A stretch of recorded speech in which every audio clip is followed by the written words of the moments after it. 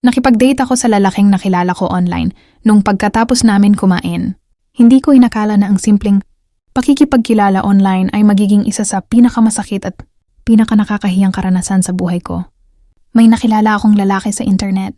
Maayos siyang kausap, magalang, matalino, at higit sa lahat, gwapo. Ilang linggo rin kaming nag-usap araw-araw. Umaga hanggang gabi, palaging may good morning at ingat ka. Unti-unti, nahulog ang loob ko. Taga Pampanga ako. Siya naman ay taga Bulacan. Kahit medyo magkalayo, hindi naging hadlang yon dahil pareho kaming interesado na magkita sa personal.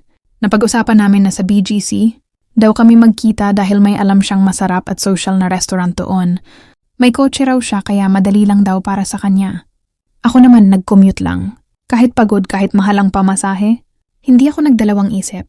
Gusto ko talaga siyang makita. Para makasigurado na siya talaga ang kausap ko. Matagal ko nang gustong mag-video call kami pero palagi siyang may dahilan. Kaya sabi ko sa sarili ko, sa personal na lang, doon ko na malalaman ang totoo. At siya nga talaga. Siya ang lalaking kausap ko online, mas gwapo pa nga sa personal. Maayos manamit, mabango, at magaling magsalita. Noong una pa lang, kampante na ako. Pagdating namin sa restaurant, doon pa lang sa labas, ramdam mo na agad na mahal. Elegant ang itsura, sosyal ang loob, and classy ang mga tao. Naisip ko pa na nga, mukhang mayaman siya Hindi rin ako nagtanong ng presyo. Ng pagkain, isang malaking pagkakamali. Masaya ang usapan namin habang kumakain. Tawanan, kwentuhan, parang ang gaan ng lahat.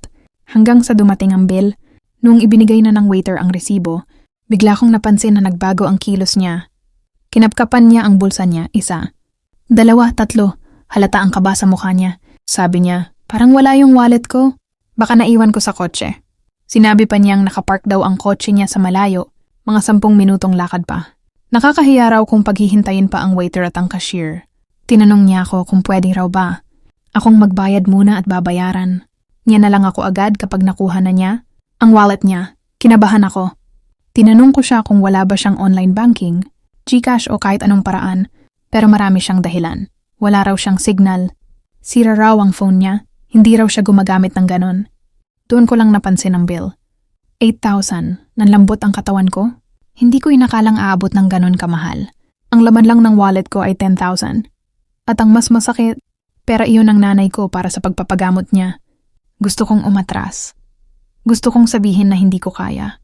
Pero sa oras na yon, pakiramdam ko wala akong choice. Nandoon ang mga mata ng waiter, ang hiya, at ang takot na baka mapahiya kami pareho, kaya ako ang nagbayad. Habang iniabot ko ang pera, parang may bumigat sa dibdib ko. Para akong nilulunod ng konsensya at kaba. Iniisip ko na lang, babayaran niya rin naman agad. Pagkatapos lumabas kami ng restaurant, dinala niya ako sa isang coffee shop malapit doon. Pinaupo niya ako at sinabing hintayin ko raw siya. Kukunin lang daw niya ang kotse at wallet niya, tapos babayaran niya na ako. Ngumiti pa siya bago umalis. Sandali lang to, babalik agad ako. Lumipas ang 30 minuto, 1 oras. 2 oras. Paulit-ulit kong tinitingnan ang phone ko. Walang message. Walang tawag. Tinry kong i-chat siya. Seen lang tapos wala na. Hanggang sa tuluyan na akong hindi na ma-reach. Doon na ako umiyak. Hindi ko alam kung alin ang mas masakit, ang pagkawala ng pera o ang katotohanang nagpadaig.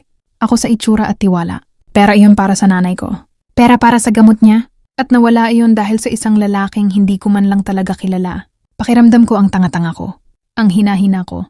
Sobrang sama ng loob ko sa sarili ko. Hindi na siya bumalik. Hindi na siya nagpakita. Hindi ko na siya muling nakausap. Parang bula siyang nawala. Buti na lang. Kahit paano, nakauwi pa ako ng ligtas. Pero hanggang ngayon, dala-dala ko pa rin ang bigat ng nangyari. Hindi lang dahil sa perang nawala, kundi dahil sa leksyong masakit matutunan. Hindi lahat ng gwapo ay mabuti. Hindi lahat ng sweet ay totoo. At hindi lahat ng ngiti ay may kasamang mabuting intensyon. Kung may isang bagay akong natutunan, iyon ay ito. Maging maingat sa pagtitiwala, lalo na sa mga taong online mo lang nakilala.